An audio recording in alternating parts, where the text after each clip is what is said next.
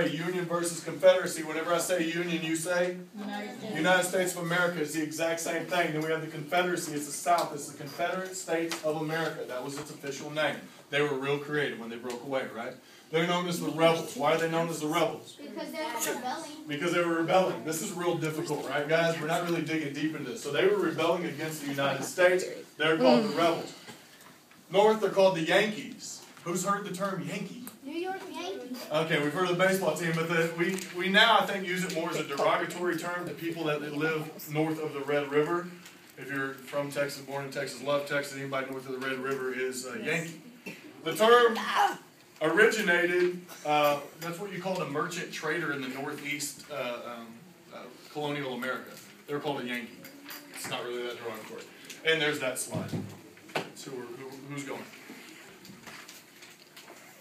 Okay, this is very important right here, guys. We're going to look at the capitals if it ever comes up. Most of our fighting in the Civil War is going to happen on the East Coast because the East Coast is where our capitals are. And why is a capital important to the idea of war? Why do we need to? That's where all the plans are drawn and where everything is. That's where the head is, right? Hey, girl, what you need? They're all in here. It's cool. Don't be afraid. Got it. Okay. So the capital is crazy important because think of the capital as this. The capital of any country is the head of a snake. Nico. If you can control that snake, you can cut its head off, and the body will do this for a little bit. It'll wiggle around, and it's going to die. The majority of our battles are going to be focused on this side over here, and Washington and Richmond are like really, really close to each other. They're very close to each other. It's very important to understand the fact that because of that close proximity, we're going to have the majority of our battles over here.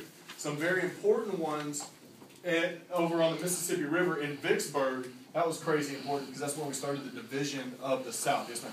I just want to give you an idea how close Richmond and Washington, D.C. are together. Today, if you were to travel from Richmond to Washington, D.C., it is approximately an hour, hour and a half.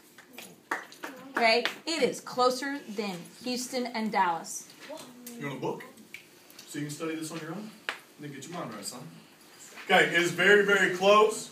And it's important to understand the close proximity of these two governmental heads. Richmond will fall, and then the South is going to fall very shortly after. Cut the head off the snake, you're done. The body wiggles for a little bit, it's over. 23 states versus 11 states. The Union is huge. It is very, very large. The South is very, very small as far as state count goes. The population in the North is crazy high. The population in the South is crazy low. But the South holds their own for a very, very long time. And how do you think they do that? Because they're frontiers, like they know how to live. Their resources suck. Anybody know? How's the South able to hold on for so long? No, not slaves. They're generals. They're generals. They're leadership. Oh, and check it out. I haven't mentioned this yet. If the whole idea of the slavery system, the plantation system, slaves would actually fight for the South. Isn't that weird? Why are they stupid? No, they're trying to keep them. They're fighting for freedom. Oh, Eric, you weren't here when we discussed actual slavery.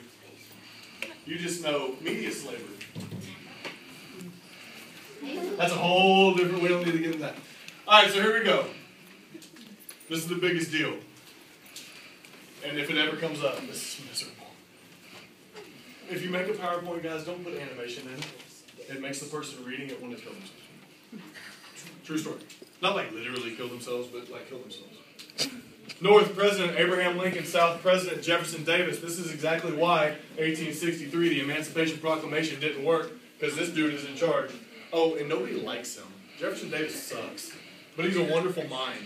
Okay? He knows exactly what he's supposed to do, but nobody really likes Jefferson Davis. Abraham Lincoln, everybody loves him because he started that mystique of saving the country. And the mass population in the North viewed him and were behind him. They were willing to die for him. And they were saying, oh man, this dude right here, Abraham Lincoln, he has it going on. So we're going to follow him until the end. And it actually works for him. But military-wise, he's terrible. He is absolutely just a fumbling fool. He is terrible. He goes through 9 generals before he finally finds this crazy dude. Okay, who's this guy? Ulysses S. Grant. Dude is nuts. Okay? He brings a different style, a different tactic of war, and it immediately works. He institutes total war. That means that if it's in my way, I'm destroying it. I don't care what it is. He is going to send Sherman, William Tecumseh Sherman, on his march to the sea. He is going to take his troops from Tennessee, and they're going to go all the way through Atlanta, Georgia, the one little hub where the industry in the South is. He's going to go all the way to the sea. Then his orders are to march north through Charleston, South Carolina, up to Richmond, Virginia. He does this. He's about 2 miles wide with his troops. And they are marching. Everything that they come through, everything that they touch, every town that they see, every plantation that they go through, they destroy everything in their path. They want to make sure that the enemy, which would be the South, cannot utilize anything that they pass. One big thing that you'll see next year is the railroad, the limited amount of rail systems that they had in the South. Whenever Sherman's troops would go past any rail lines, they'd pull them up, they'd take these massive beams of steel, they'd heat them up, and they would bend them. Okay? And I'd take a bunch of men to do it, but they would just leave them in the landscape, and they were called Sherman's neckties because they looked like a bolo tie after it was done. These were scattered all across the South. Sherman destroyed everything. He gets to Atlanta, Georgia. He destroys all industry. He disappears for about a year, then all of a sudden shows up in South Carolina in Charleston, and all of a sudden he's wrecking shop again. This is whenever the South gets divided, and then we're going to have the South ultimately fall. On this side, Robert E. Lee. Robert E. Lee was Abraham Lincoln's first choice for the Union. Why on earth did he not get him? Because he lives in Carolina. He was a Southern dude.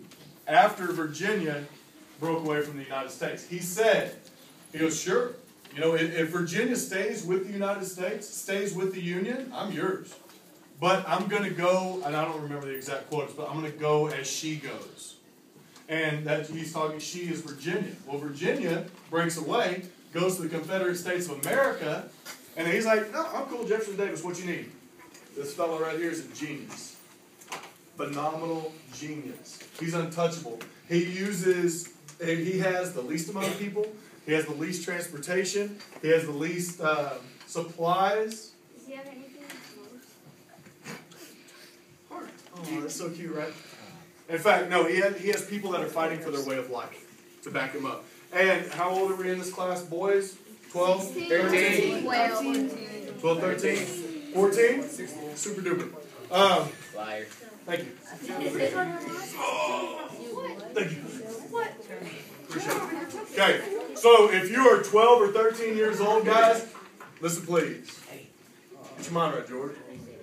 You're going to be in the line of fire because you're going to have a gun. You're going to be fighting because it didn't matter your age. As soon as you could probably get around pretty fair, you're 12, 13 years old.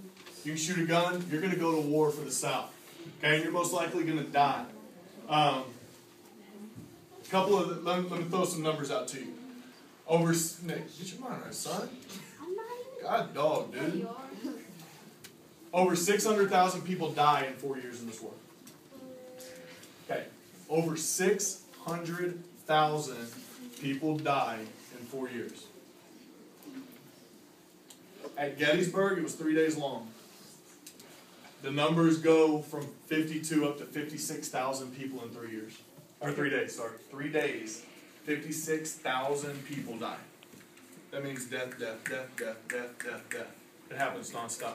The battlefield at Gettysburg, reports that were written, whenever you walk through it, you're walking in a pool of blood. You know, if you walk in water and water soaks up your pant leg, that's what blood was doing. It was just going up their pant as they were stepping over dead bodies. Okay? It's the magnitude of this war is something that the world has never seen. Okay? In present or modern times.